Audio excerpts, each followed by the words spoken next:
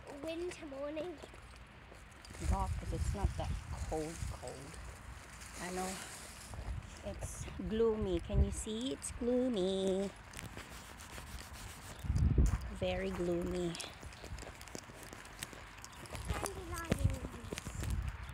Because it's gonna rain. 20% rain. But it's not that super cold. It's just... It will be good for the plants if it rains. Para maginaw lang siya. Naka-shorts pa nga si Ella. Tapos naka-skirt pa. So, okay lang. Hindi ganun kalala. Carry pa. 23 degrees, sabi ni Tatay. Kaya kami naglalakad ni Ella. It's because Dada is not here. That's why we're walking. He's gonna take his motorbike to For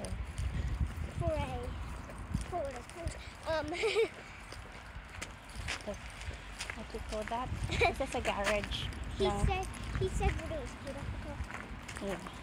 It's for kalimutan ko na. I forgot what you call it. Yeah. And after that, he's going to London and he's not going to be back until 1:30 in the morning. So look, it's gloomy day today. Gloomy. It's a gloomy day. It's okay, just don't rain now. No, it's not that. It's Rain not later when I'm too back home. I'm gonna do some laundry. And when I'm home too. No, And only when I'm home. Ella, and then I'll sort out Ella's wardrobe. Yeah. That's my thing for today. Silbi! Hi mga bebs! Magpapalit tayo ng ng aking lashes kasi medyo matagal-tagal na rin yung lashes ko. So, ang lalagay kong una is 10 mm pa yun. Ayan o. Hindi na ako nagpapaano ngayon mga bebs, yung lash extension. Kasi, so 10 na nilagay ko sa labas. Tapos, 12 yung ilalagay ko na sa gitna.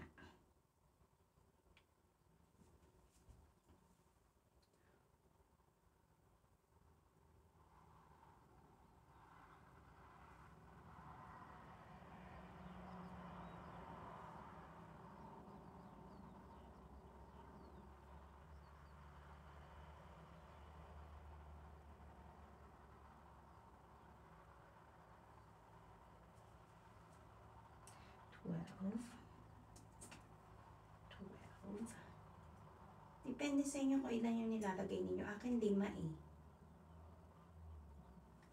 Pakita ko sa inyo. Self-adhesive na to mga bebs. So, hindi ka na maglalagay ng glue. Sanayan lang. Hindi pa ako ganun kasanay eh. Minsan okay, nalalagay ko agad-agad. Ano ba yan? Minsan, okay siya. Yung, kumbaga sa yung rhythm okay. Ba't nahirap ako? Oh, natatanggal siya. Tignan natin. Dali lang ha. Ayusin ko lang ha. Tapos papakita ko sa inyo. Ayan mga webs, nalagay ko na siya. See it? Ayan, lagay ko na. So, naglagay ako ng 10. Tapos sa gitna, 3 12. Same here. So, ayan. So, ito yung ginagamit ko. Hang on. Zegane. Parang ganun. Ito yung ginagamit ko. Ayan. Kasi dati, naglalagay ako as in yung, yung nagpapa, talaga ako sa, ano yung tawag doon? Lash? Zone lash or something. Nagpapalagay ako dyan.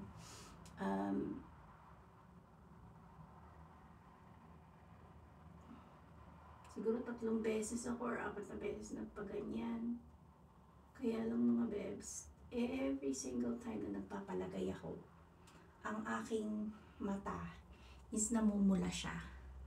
Tapos nagtry ako ng maraming mga fake lashes din. Nagtry ako, hindi marami. Ito na yung pangalawa. Ito yung isa. Ito yung nilalagay ko. Yung isang buo yun, tapos nalagay mo sa may ibabaw. Pero ang nakakabwisit doon, ikaw maglalagay ng yung itong glue na to. Ito. Yan, ang adhesive niyan. Yan. Pwede mo rin siya magamit over and over. Kaya lang, ang hirap ilagay. Tapos, natatanggal siya easily. Tatanggal siya easily. So, ang ginawa ko, naghanap na naman ako ng panibago. Tapos, nakita ko, siguro kasi sa tawag dyan? Sa Facebook, makikita nila kung ano yung mga tinitingnan mo, diba? Tapos, may mga nagsasuggest na, ito, ganito, isa-isa. Hindi ba isa-isa? Isang grupong ganun. Diba? Tak. Ganda na. Tatagal to mga 1 linggo. Diba? Alam niyo kung magkano to? 9 pounds something. Wala pang 10 pounds. Pero ang dami. Tingnan nyo. Diba? Tapos meron akong bagong bili. 10 mm lang siya lahat. Ayan. Ayan siya. So, ayan. Okay na to. Matagal-tagal to. Bye! Magandang morning, mga bebs. Bakit parang malabo na naman tayo? Kasi labo ng love life mo. Sama ng morning,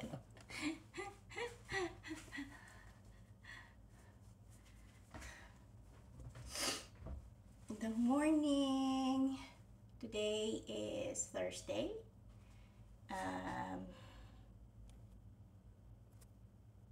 3rd of July. Yun. Hugasan ko lang kamay ko kasi nagawa ako ng sandwich ni Ella. Ni-request ni Ella yung egg and ham sandwich. Alam niyo ba yung sinasabi kong egg and ham sandwich? Pakita ko sa inyo. Ganito. Tignan niyo.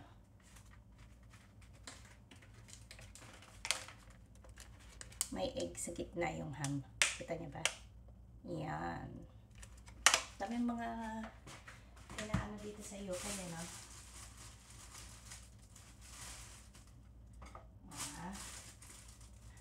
Hindi ko alam kung lalagyan ko yung mayonnaise kasi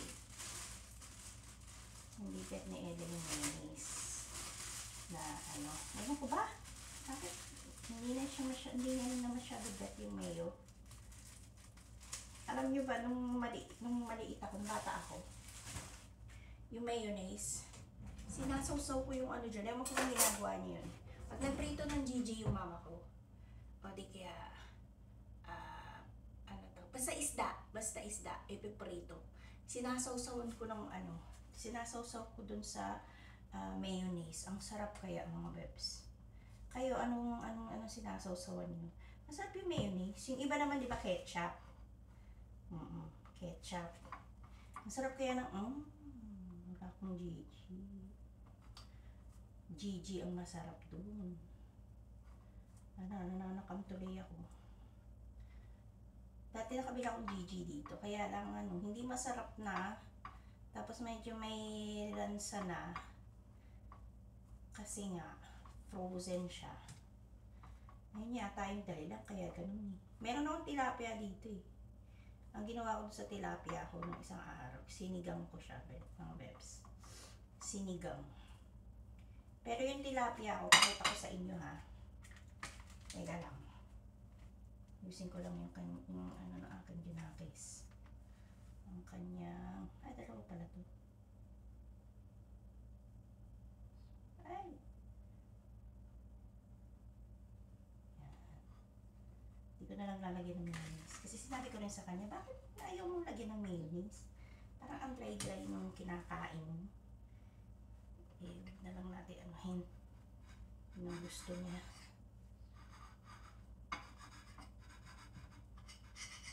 Ayan. Sandwich.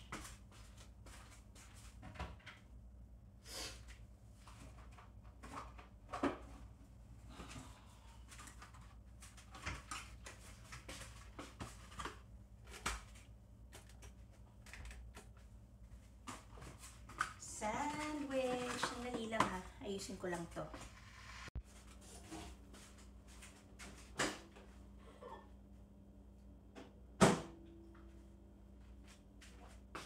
Yung tayo macchiato mga bebs. Lux macchiato. Caramel macchiato. Dito sponsor ha. Binili ko to. Nag-i-sponsor ba late na ano? Hindi man ko si Zainab.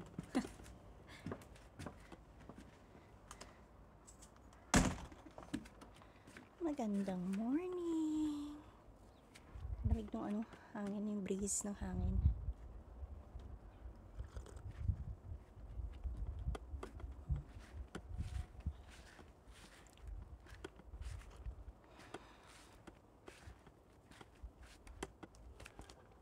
May ano, tingnan nyo, may bato. Kasi pag hinangin, hindi dito kasi si Ella kagabi. Nanonood siya. Ayan. Ooh.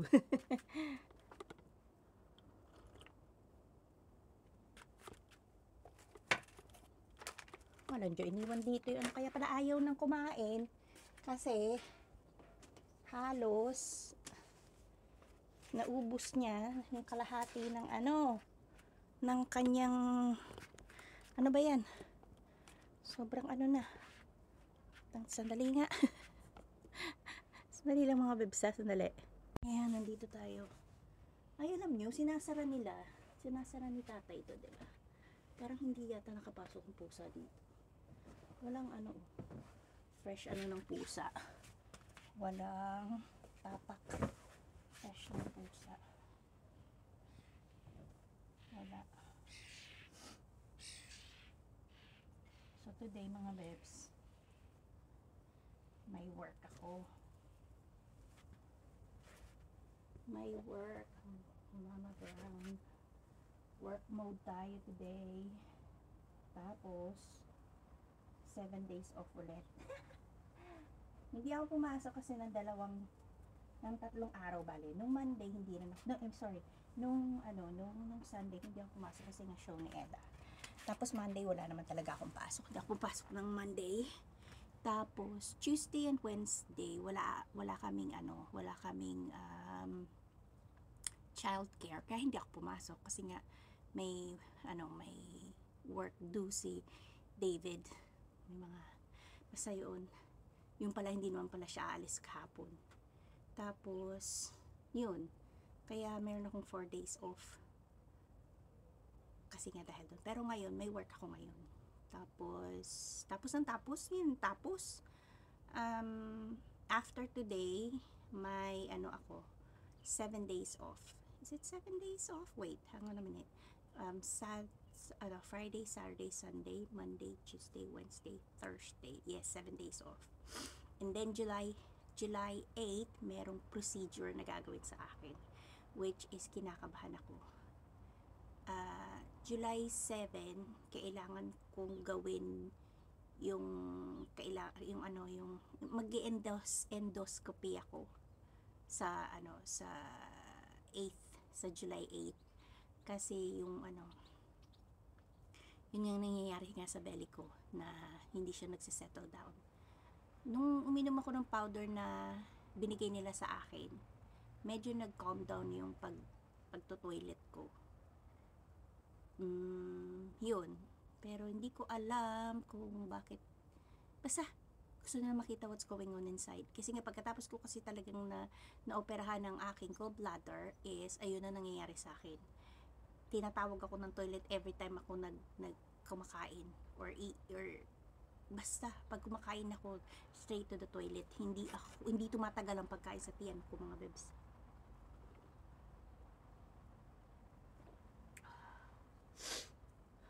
Medyo nasasanay na ako doon sa lasa ng macchiato. Hindi kasi ako nag-milk mga bebs. Kaso may milk ito. Ako kung anong milk yan. Pero, diba siya? Slimming coffee siya. Tapos, ito yung iniinom ni Zainab. Ilang araw ko na iniinom siya. Alam niyo ba sa umaga, iinumin ko siya. Hindi ba kumakain yan ang iniinom ko. Hindi ako nagugutom. Bakit? Maganda, no?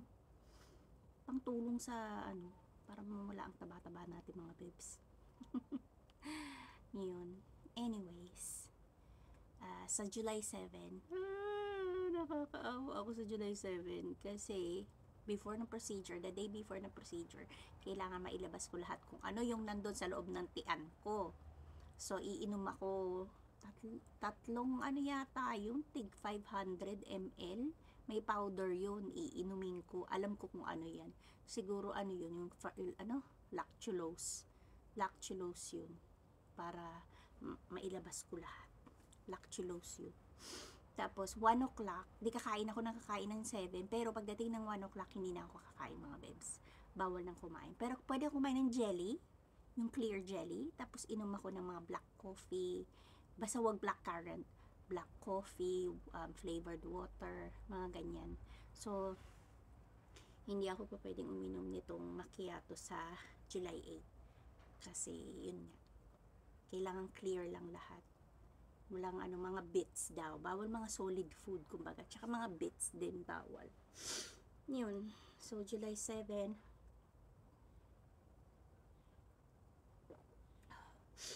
Toilet ang kaibigan ko. Oo, kasi dati yan ang ginawa kay tatay dati. So, tingnan natin.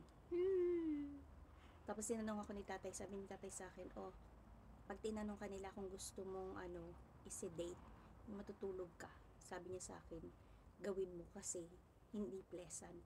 It's not really pleasant to do it na yung gising ka.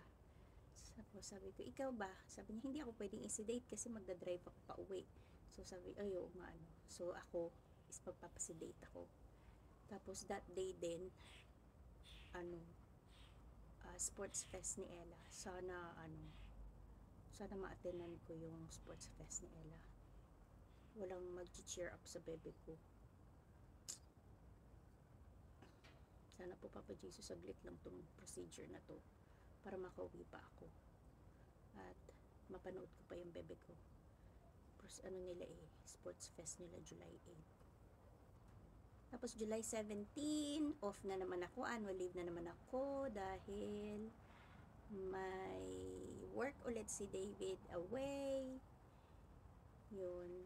Parang matutulog siya doon kung malayo. Parang ganun eh. Kasi ganun ang ginagawa niya pag malayo or pag malayo talaga. Nagstay siya doon, nag-hotel siya. Kung wala kaming work ni Ella, kung wala akong pasok, tas wala namang school si Ella, wala kaming gagawin. So, masama kami kay tatay, alam nyo ba? Kaming dalawa ni Ella. Nga pala mga bebs, meron sa Facebook, dito sa UK, meron dito yung Filipino in UK, yung parang groupie sa Facebook.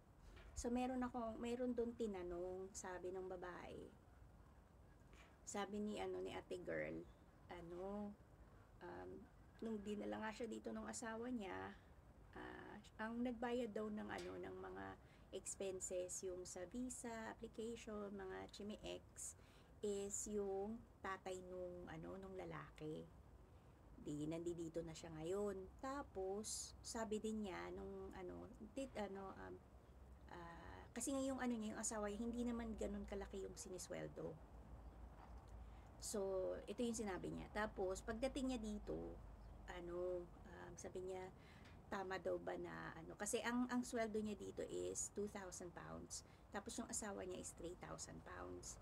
Tapos, may babayaran pa sila. Unti-unti na babayaran yung, yung ginamit na expenses sa kanya nung bayaw, yung biyanan niya. Pero sabi naman ng biyanan niya, hindi, unti-unti nyo lang, kung wala pa kayo, wag nyo muna unahin. Unahin nyo muna kung ano yung kailangan yung unahin na, yung mga bills mo, mga ganyan, diba? Kung meron na kayong sobra, tsaka nyo na lang ako bayaran. Ang bait, diba, ng biyanan. But anyways, yun na nga. Tapos, syempre, maraming mga bills dito sa UK. Car insurance, yung pagbabayad mo ng car mo, kung inutang mo lang yung car mo, syempre monthly yun. House bills, yung mga electricity, yung tubig, yung gas, yan, may mga ganyan-ganyan. Tapos merong council tax, mga ganyan, ang dami, no? Yan, tapos mayroong mang TV license. Oo, Bebs, may TV license dito. Hindi ka pwedeng manood ng BBC. If I'm not mistaken, yung mga news ng BBC, hindi ka pwedeng manood noon kung wala ka TV license. Kasi tinatanong yan pagka yung bumibili ka ng TV dito.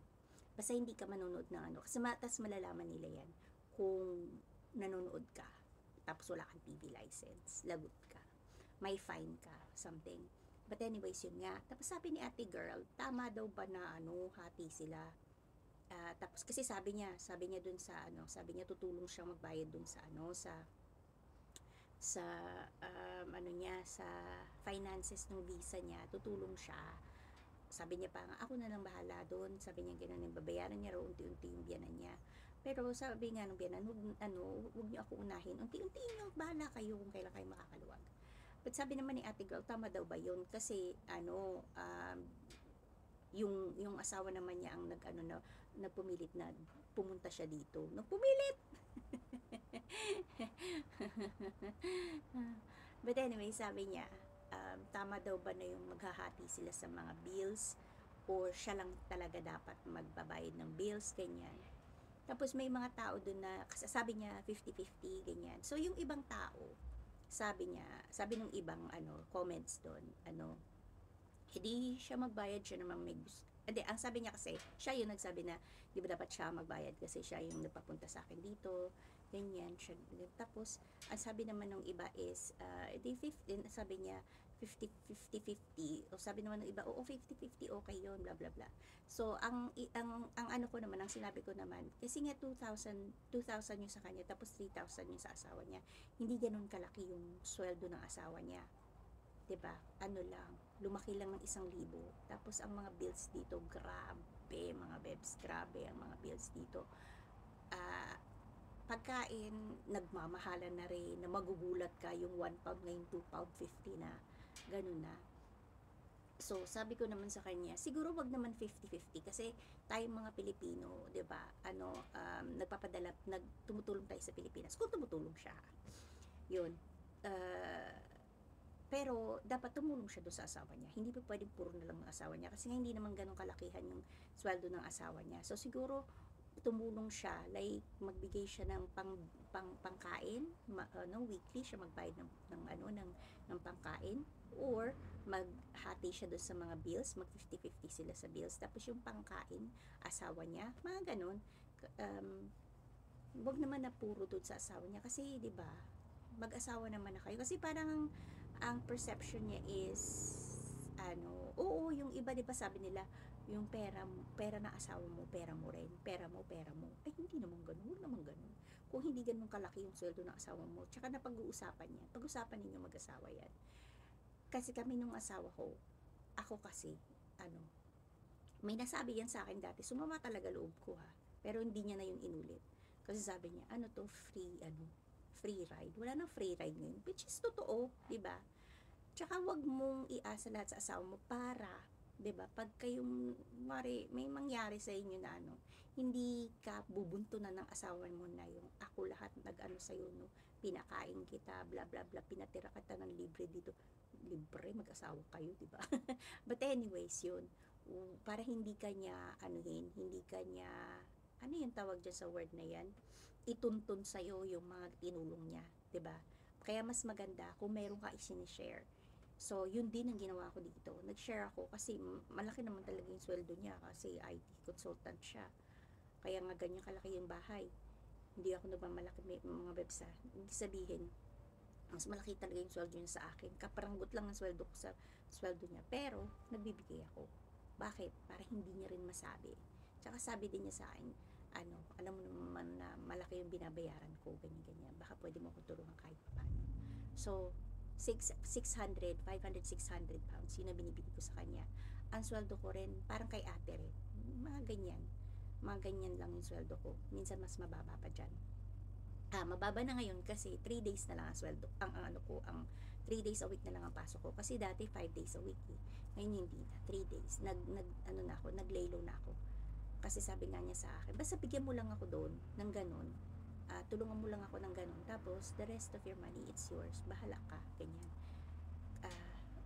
which is mas maganda. Pero dati, alam nyo ba, siya lahat ang humahawak ng pera namin, na binibigyan lang ako ng allowance. Sabi ko, saglit lang. Sabi ko, lintik na to. Nung umuwi ako galing ng Pilipinas, kami ni Ella, nung lumipat na kami dito, umalya na ako. Umalma na ako. Sabi ko, sandali lang. Sabi ko sa kanya, hindi naman yata tama na para mo akong anak. Mabuti pa yung anak mo, binibigyan mo ng 500 monthly. Sabi ko, buti pa sila. Ako 30. Minsan 30 lang, minsan wala pa kasi sasabihin niya sa akin, skin tayo, ganyan. Skin tayo, sumisweldo ako, skin tayo, hindi ako pwede bumili. Ikaw bili ka ng bili ng kung ano-ano mo. Sabi ko, mahilig kasi siya sa mga laruan ng mga big boys dati ganyan. Ngayon din, yung motor niya, yung sasakyan niya, mahal-mahal niya ng yan. Kaya sabi kong gano'n, sandali lang. Sabi kong gano'n, hindi mo naman ako anak. Mas malaki pa binibigay mo sa anak mo kaysa sa akin Nagsisweldo ako, tapos hindi ako makabili ng gusto ko. Tapos lumalabas kami ni Ella, wala akong pera. Bibigyan mo kong 30, hindi ako makakabili para sa sarili ko, para kay Ella lang, di baling wala ako, parang ganun. Sabi ko, sandali lang muna. Kaya umalma na ako, tapos na-realize din niya, sabi niya, okay, sige, sorry, sabi niya ganun. Sabi ko, mas mabuti pa mga anak mo, may pera, ako wala. Sabi ko ganun, 30, minsan wala pa, sabi ko sa kanya. Kaya sabi niya sa ako, sige, sabi niya ganun, sorry kung ganun ang nararamdaman mo, ganyan. Sabi ko, sabi ko, hindi talaga maganda pakiramdam ko ng ganyan, sabi ko sa kanya. So, ang ginawa niya, sabi niya, sige, bigyan mo na lang ako ng 600. Noong una, 700. Sabi ko, sandali muna. Sabi ko, ang laki naman yan. Sabi ko, hindi wala na natira sa akin kasi nagpapadala pa ako sa Pilipinas, diba? Yun. Kaya sabi ko, sige. Sabi ko, bibigyan niya lang kita. Tapos the rest of yung money, ikaw na bahala. Mabuti naman, sabi ko. Kasi nga, hindi ako makalayas. Pag umaalis kami ni Ella, naaawa ako na yung wala akong maibigay sa anak ko. Alam mo yun? Gusto ko, pag lumabas kami ni Ella, may pera ako. Gusto ko, pag meron akong may problema sa Pilipinas, may sobra akong pera na may ibibigay ako. Mga ganun. Ngayon, hindi na ganun kalaki yung sinesweldo ko kasi nga, naglaylo na ako. Kasi nga, pagod na ako mga bebs. Sakit sa likod. Tsaka, hindi na tayo bumabata. Matanda na tayo. Alam mo yung bang magpo-49 na ako mga bebs? Itong July na to. Tapos next year 50. Yan. So kaya kung nandito kayo, dadating kayo dito sa UK. Isipin niyo, tingnan niyo muna rin kung ano yung situation ng asawa mo. Tapos mag-usap kayo about financial. Kasi mahirap. Tsaka mas maganda talaga rin na yung meron kang naibibigay. Para hindi nga siya free ride, sabi nga nila. O siya, sige mga babes ha. Aasikasuhin ko na sa Ella. Ayan na wakey na siya. Okay? Tutuloy na lang natin. Bye! Dali lang. Pasok pa ako